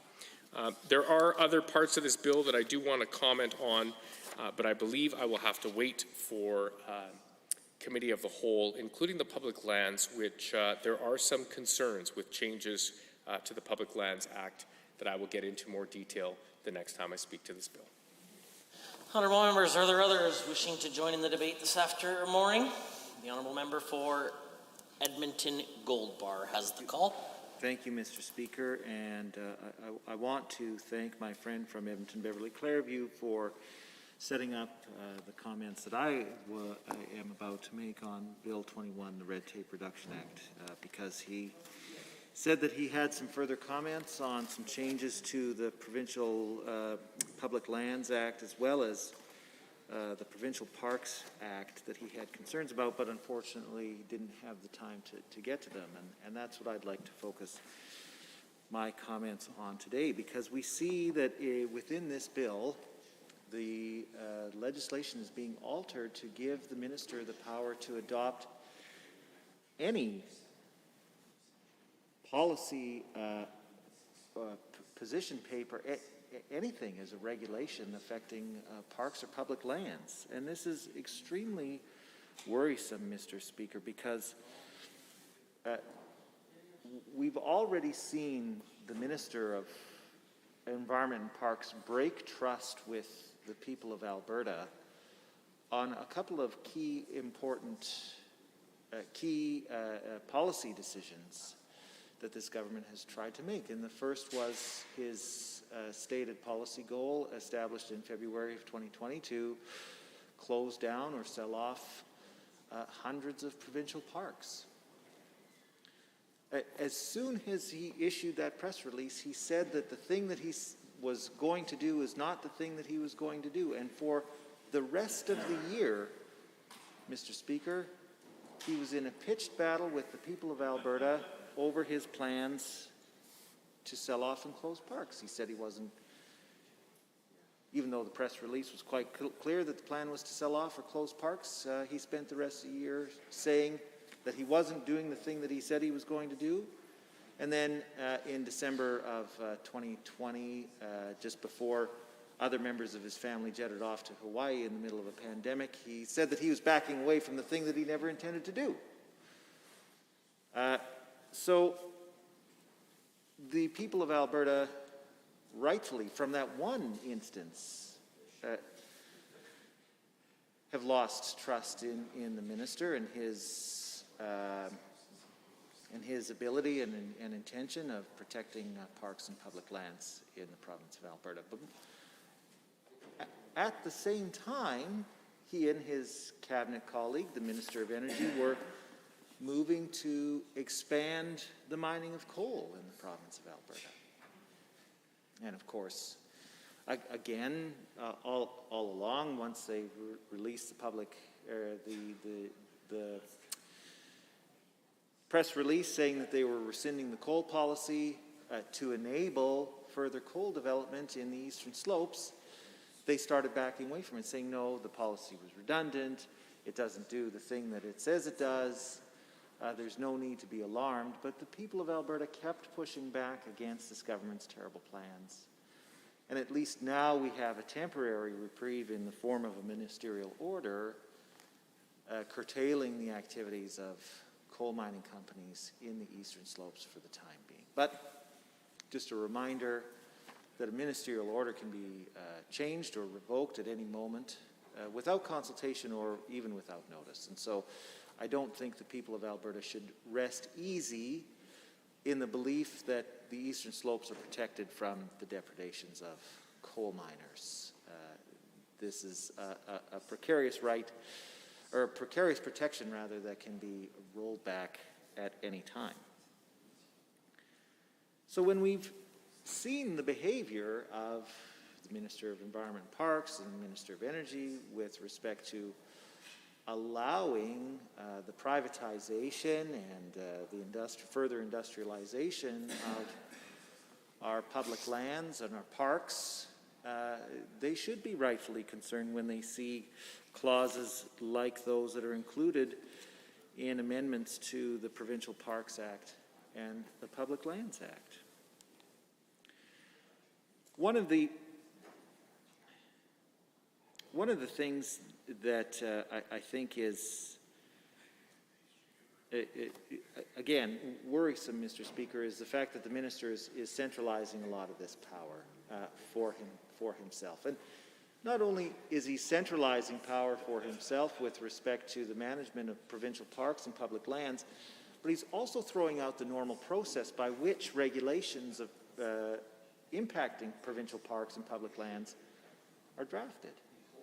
Now, right now, there's a standard process of drafting regulations, ministerial regulations, regulations passed by orders in council. And with these changes to the Provincial Parks Act and the Public Lands Act, those processes are being completely thrown out the window, saying that almost any document can be adopted by the minister as a regulation applying to provincial parks or public lands. There's no consultation required. There's no standard drafting required. This is not the way that regulations regarding any matter of public policy should be drafted, but certainly not for provincial parks and public lands, Mr. Speaker.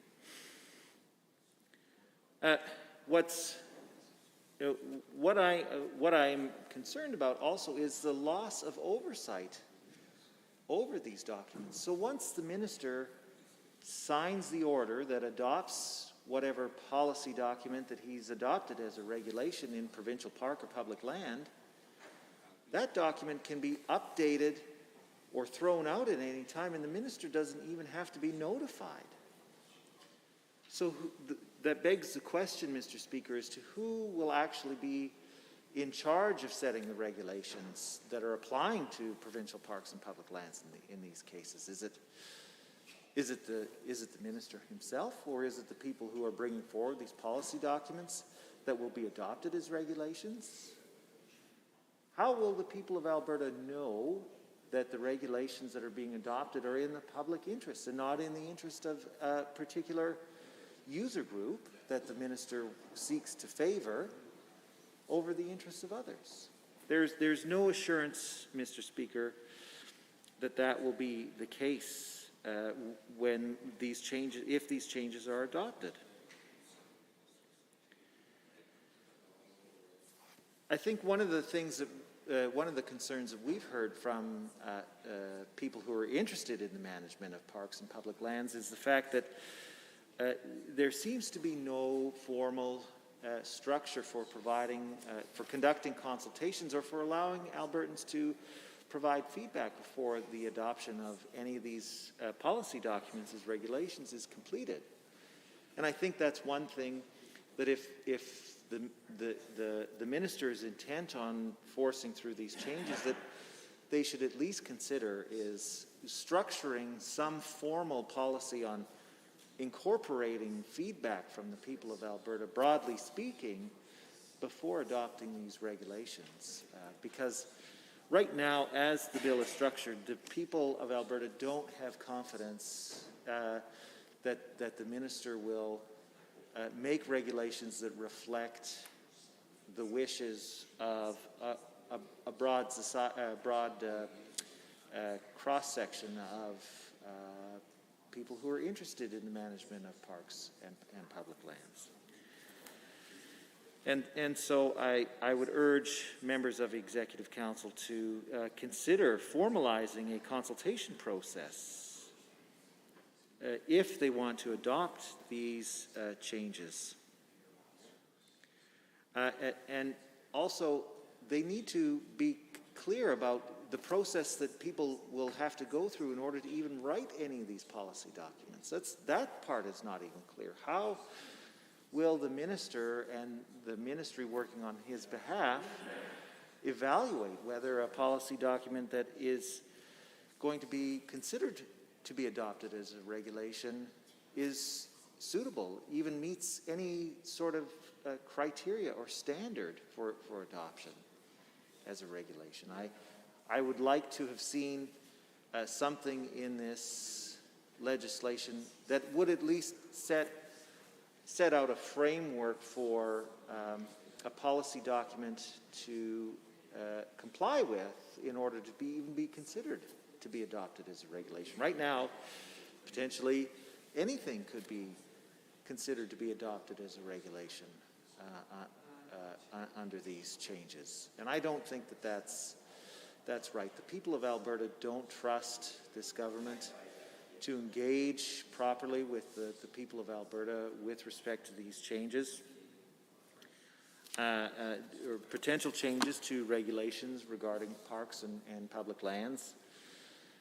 And they have a right to know. They have a right to know how these things will be adopted, how the people of Alberta will be consulted before the adoption of these things.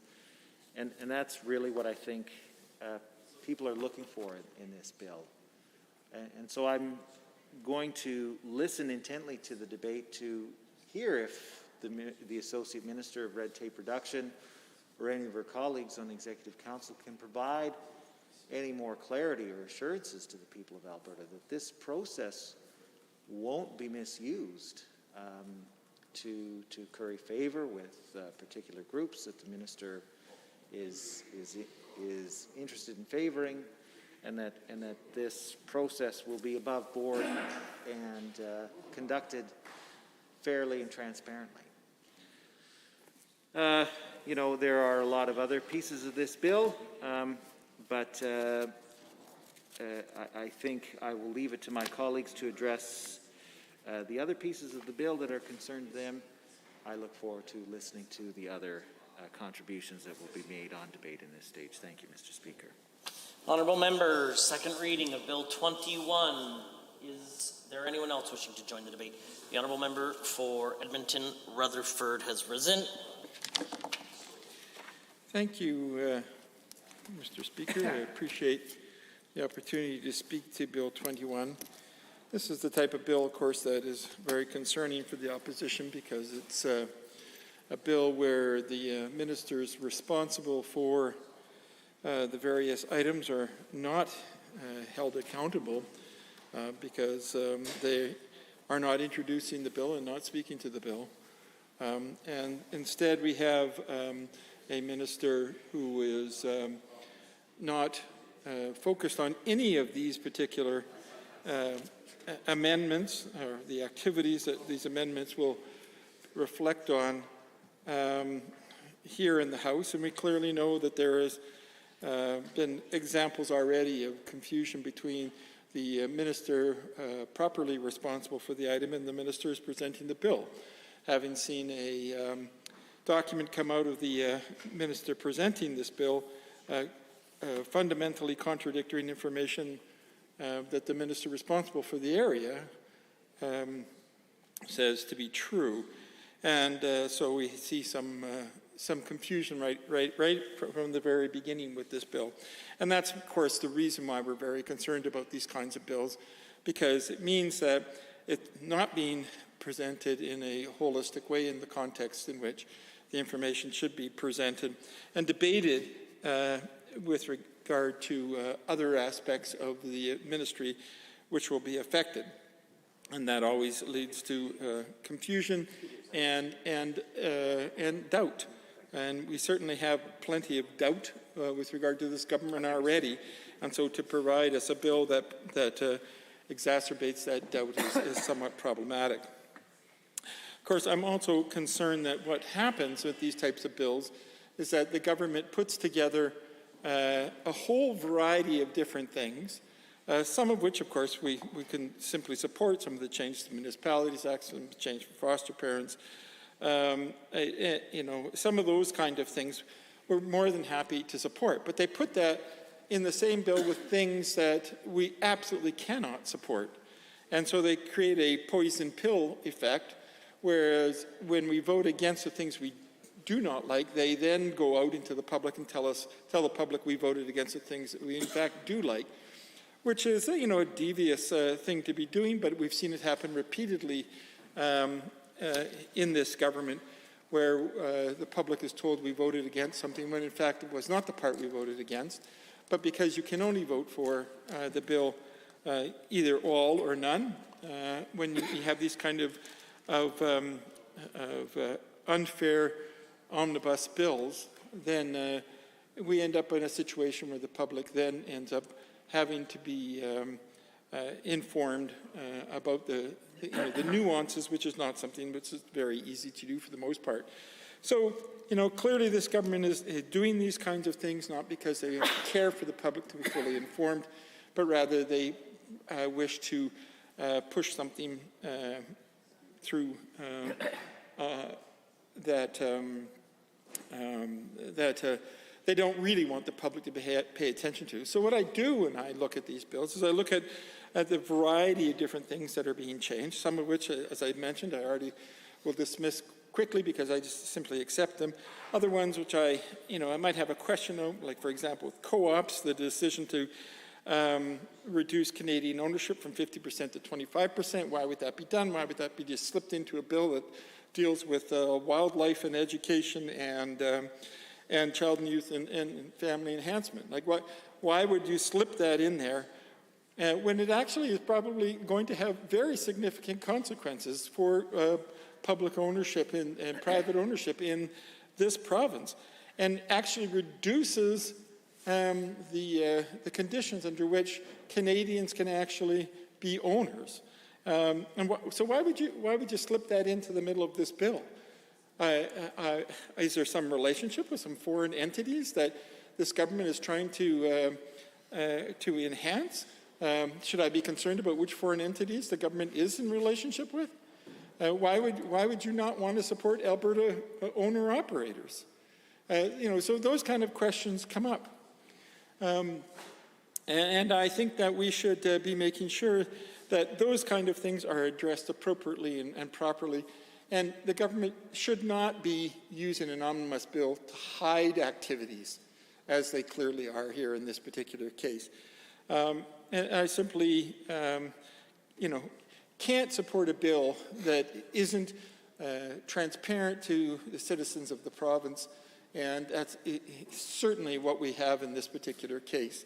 The decisions seem to be minor, that are addressed in simple lines, like the reduction of Canadian ownership from 50% to 25% in the co-ops. Actually have very significant consequences, and will really affect things moving forward in this province in terms of Albertans having governance over their own lives. We know that this government has often made deals with corporations that has caused problems later on. They slip a poison pill into a bill that says, if the government changes its mind on anything, then we will pay you out. What kind of a ridiculous line is that to put into a bill? And here we are, we're back into the situation now where we're taking power and control away from Albertans and handing it off to others. We've learned already in this province that correcting conservative mistakes is a very expensive proposition. And here we are, the government setting up another situation where if another government wants to come along and say, no, we should be having Canadian ownership, we're going to be on the hook because there's now been a contract that's allowed foreign ownership to be doubled in this circumstance. So these are the kinds of things that I absolutely, find unacceptable with a bill of this nature. Something that we should be talking about at great length is not being spoken about at all here. In the few minutes that I have left, I want to speak about one of the biggest poison pills for me here, and that is a change with regard to the ministerial powers in the environment and parks to make decisions with regard to, essentially everything. I mean, the nature of the bill, it widens the minister's regulation-making powers to actually literally encompass all aspects, to set standards, to set directives, to to set practices, to identify codes, to write guidelines or objectives or any other rule. Any other rule. And I'm very concerned about this because I see that in that same section, there are also changes in the regulation making the power to controlling domestic or other animals not defined as wildlife under the Wildlife Act to respecting domestic or other animals not defined as wildlife under the Wildlife Act. And I want to know what that's about. I want to know what's going on here. And the reason why I'm concerned is because I know that the First Nations people are very interested in expanding the presence of bison, buffalo, depending on who you're talking to, even in the Indigenous community, are very interested in expanding these kind of wildlife in the parks areas and beyond the parks areas. And this doesn't tell me anything about how the changes will affect that kind of decision making. We have a minister who can just go in and randomly make any kind of decision they want. And I know right now we have, for example, a buffalo treaty that's been signed by many First Nations that is working toward the expansion of wildlife in the parks. But yet we have a minister here who can just make a decision to do anything they want with those bison. Should we allow that to happen? Or should there be in here a clause that says the minister cannot make those decisions unless they have consultations with First Nations first? But there's no limit put on the minister here. How can you give ministers the power to make every possible change? What's the point of having regulations and laws at all if the minister can do whatever they want? What would happen if a minister looking at the park said, oh, look, we have all these wild horses that run around the park. Why don't we just eliminate them all? What would happen if we had a minister that decided to make the decision just to shoot all the wild horses in the parks? That would be completely ridiculous. And yet this bill allows that to happen. It would also be equally as ridiculous for a member to assert that a minister would suggest or do such a thing. I'm sorry, I have to disagree. The bill is... You can't make an accusation that a minister would go and commit crimes in provincial parks. You can make an assertion about all sorts of things, but making the accusation that someone is going to commit a crime, what you said was it's reasonable or it's possible inside this legislation that a minister would go and shoot all the wild horses in a provincial park. I'm not going to debate with you what the Hansard says or doesn't say, as neither of us have the benefit of the blues. But I just think that continuing down this line of conversation is quite likely to create disorder. The point is that a minister under these regulations can make regulations to do things. I'm not saying that they would break the law, but they would establish a law to allow them to do things. So, for example, if First Nations people want to expand the buffalo, what happens if the minister decides that they want to eliminate and do some kind of buffalo cull? And if they did that kind of buffalo cull, would they have to consult with the First Nations first or not? And how does this fit into the Buffalo Treaty signed by so many First Nations in this province? And, you know, I can understand the speaker's sensitivity because I use the example of horses, but they're also very important to the Indigenous people. And many of the horses run wild in the parks in this province. And this bill allows the minister to make decisions about those wild horses. That's my point. And I cannot tell you that I trust this minister or any minister of government to make decisions like that without proper and due consultation. And yet we have a bill that allows the minister to make all kinds of regulation decisions over standards, directives, practice, codes, all of these kinds of things. It's completely unnecessary to write a bill this wide to achieve something as narrow as the minister suggests that the Environment Minister suggests this is all about. There have been serious concerns by groups such as CPAWS saying that you have designed a tool that is far too extensive for the actual activities that are being intended here. And I think that's just unacceptable. If the minister needs some specific ability to do something within a particular area, then that can be written in for the minister to have the discretion.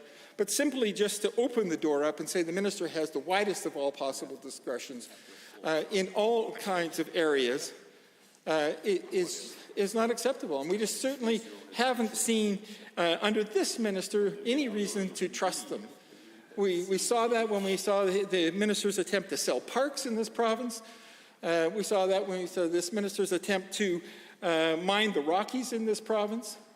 We have just seen this minister consistently go after the environment, which is pretty ironic for an environment minister, and have certainly not got the support of people who devote their lives to the environment, and that certainly should give us all pause to not want to give this minister, who has attempted to do these things that have been completely and ultimately resisted by people who are the most knowledgeable in this area, the power to do whatever they wish to do. And this is the biggest poison pill in this bill. Honourable members, I hesitate to interrupt. However, pursuant to Standing Order 412, the House stands adjourned until this afternoon at 1:30 p.m.